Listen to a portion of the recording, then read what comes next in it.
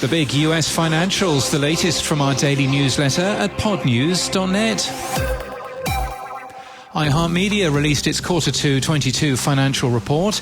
The company made around $86 million in revenue from podcasting last quarter, up by 60% year-on-year. Podcasting accounts for 9% of iHeart's revenue. Cumulus Media released its Q2 22 financial report. The company made around $15 million in revenue from podcasting last quarter, up by 27% year-on-year. Podcasting accounts for 6% of Cumulus's revenue. The company warned of a tougher market environment. An Audis's financial statement will be released later today.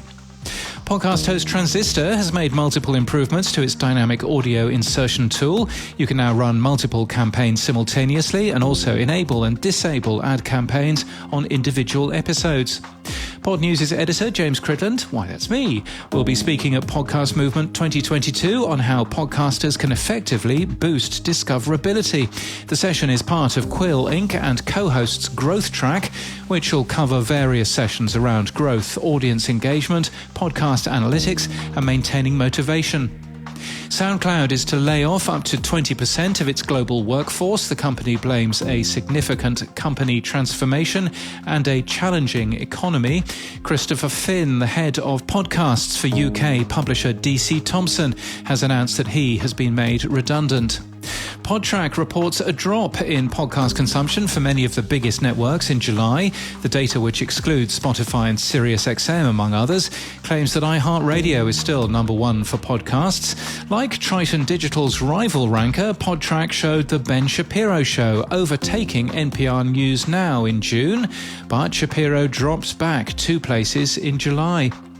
Double Elvis has announced a new show. The Dangerous Art of the documentary will be centered around the art of documentary filmmaking and hosted by filmmaker Tilla Russell. And news of scammers in a new Scammer Corner.